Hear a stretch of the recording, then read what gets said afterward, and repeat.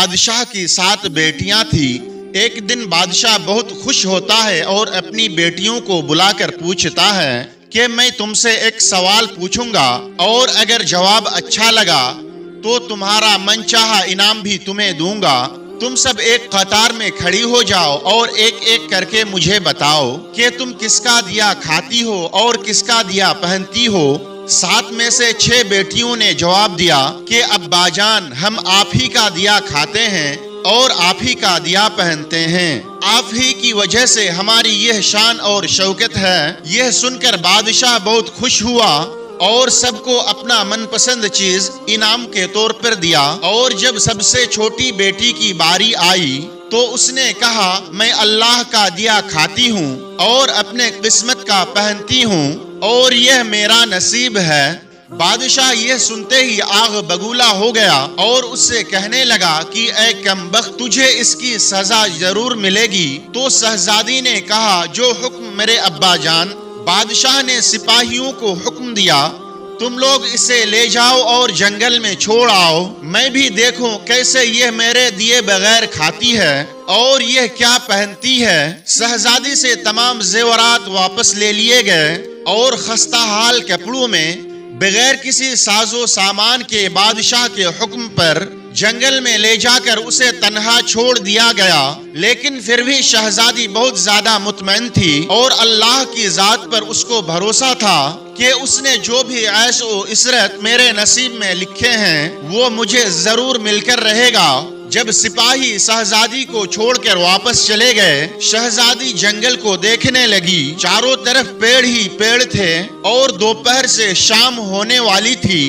شہزادی نے سوچا کیوں نہ کچھ لکڑیاں جمع کر لوں تاکہ رات کو آگ جلایا جا سکے، پھر کوئی جنگلی جانور میرے پاس نہیں آ پائے گا اور رات بھی آسانی کے ساتھ گزر جائے گی۔ شہزادی جنگل میں لکڑیاں تلاش کرنے کے لیے نکل پڑی۔ تبھی اس کی نظر ایک جھوپڑی پر پڑی جہاں پر باہر ایک بکری بندھی ہوئی تھی اور اندر سے کسی کے کھانسنے کی آواز آ رہی تھی۔ پہلے تو شہزادی بہت زیادہ حیران ہوئی کہ اتنے ویرانے میں آخر یہ جھوپڑی کہاں سے آ گئی۔ جب وہ جھوپڑی کے اندر داخل ہوئی تو کیا دیکھتی ہے، ایک بوڑھا ضعیف آدمی چارپائی پہ لیٹا ہوا ہے اور کھانستے کھانستے پانی پانی پکار رہا ہے۔ شہزادی ادھر ادھر دیکھتی ہے، ایک کونے میں پانی کا ایک گھڑا رکھا ہوا تھا۔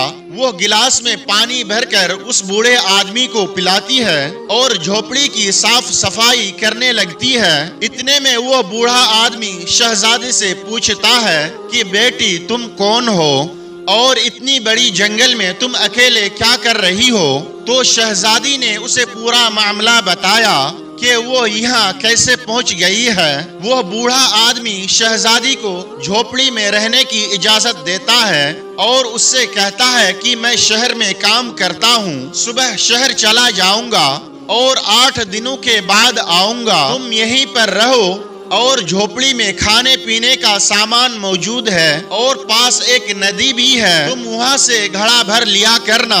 صبح کو وہ بوڑھا آدمی شہر چلا جاتا ہے اور شہزادی یہاں جھوپڑی پر اکیلے رہنے لگتی ہے۔ وہ پوری جھوپڑی کی صاف صفائی کر کے بکری کا دودھ نکالتی ہے، آدھا اپنے لیے رکھ لیتی ہے اور آدھا باہر رکھ دیتی ہے کہ رات کو اگر کوئی جانور بھوکا پیاسا ہوگا تو وہ پی لے گا اور پھر اندر جا کر سو جاتی ہے۔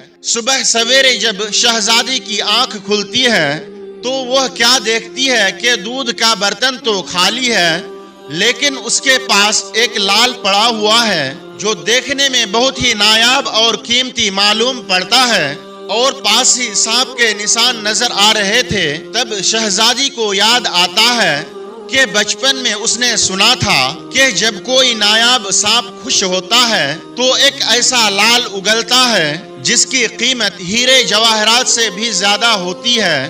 شہزادی بہت زیادہ حیران ہوتی ہے اور دل ہی دل میں سوچتی ہے کہ شاید وہ سانپ بھوکا رہا ہوگا، اس لیے وہ دودھ پی کر خوشی میں یہ لال چھوڑ کر گیا ہے۔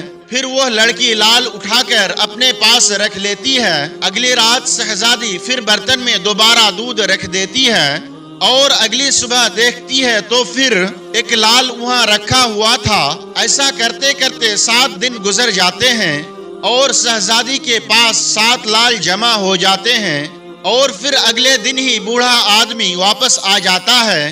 تب شہزادی اسے وہ لال دکھاتی ہے اور سارا واقعہ اس سے بیان کرتی ہے، اور بوڑھے آدمی کو وہ 3 لال دیتی ہے اور کہتی ہے آپ شہر جا کر یہ لال بیچ دیں، اور آتے وقت آپ اپنے ساتھ محل بنانے والے مزدور لے کر آئیں۔ باقی کے 4 لال شہزادی اپنے گلے میں ہار بنا کر پہن لیتی ہے، اور کچھ ہی مہینوں میں جنگل میں ایک عالی شان محل تیار ہو جاتا ہے جس میں بوڑھا اور شہزادی رہنے لگتے ہیں۔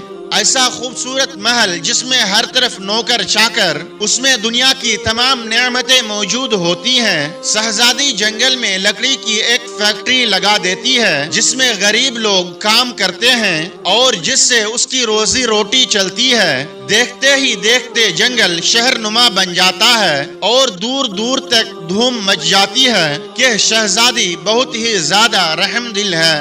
یہ خبر اڑتے اڑتے اس بادشاہ کے کان تک پہنچ جاتی ہے، تو بادشاہ کو یہ خیال آتا ہے کہ میں بھی تو دیکھوں کہ یہ کون سے ملک کی شہزادی ہے جس کی لوگ اتنی تعریف کرتے ہیں۔ بادشاہ اپنے سپاہیوں کے ہاتھ پیغام بھیجتا ہے کہ وہ شہزادی سے ملاقات کرنا چاہتے ہیں۔ یہاں جب شہزادی کے سپاہی شہزادی کو بتاتے ہیں تو شہزادی سپاہیوں سے کہتی ہیں کہ بادشاہ سلامت ایک ہی شرط پر ہم سے ملاقات کر سکتے ہیں کہ وہ اپنے ساتھ تمام بیٹیوں کو بھی لے کر آئیں۔ سپاہی جا کر بادشاہ کو یہ پیغام پہنچا دیتے ہیں۔ ایک دن بادشاہ اپنے تمام بیٹیوں کے ساتھ شہزادی سے ملاقات کرنے کے لیے اس کے محل پر آتے ہیں۔ شہزادی ان سب سے اپنے چہرے پر نقاب پہن کر ملاقات کرتی ہیں اور ان کے لیے 7 رنگوں کے کھانے پیش کرتی ہے، اور ہر کھانے کے ساتھ اسی رنگ کی سوٹ زیورات پہن کر آتی ہے۔ محل کی شان و شوکت اور خوبصورتی اور شہزادی کا یہ انداز بادشاہ اور تمام شہزادیوں کو بہت زیادہ حیران اور متاثر کرتی ہے۔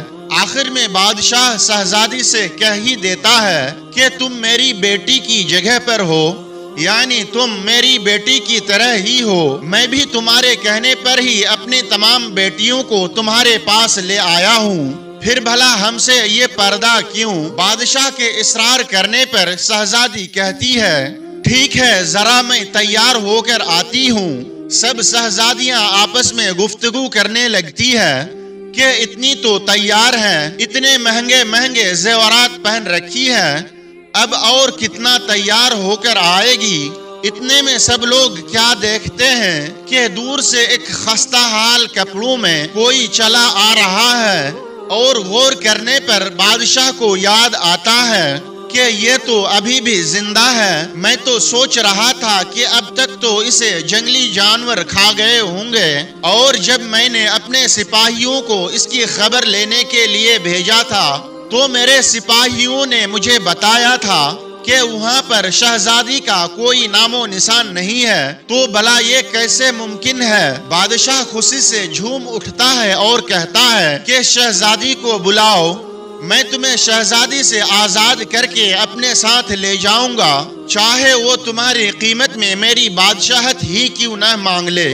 یہ سنتے ہی شہزادی کہتی ہے نہیں، میں وہی شہزادی ہوں، کیا میں نہیں کہتی تھی کہ میں اللہ کا دیا کھاتی ہوں اور اپنے نصیب کا پہنتی ہوں؟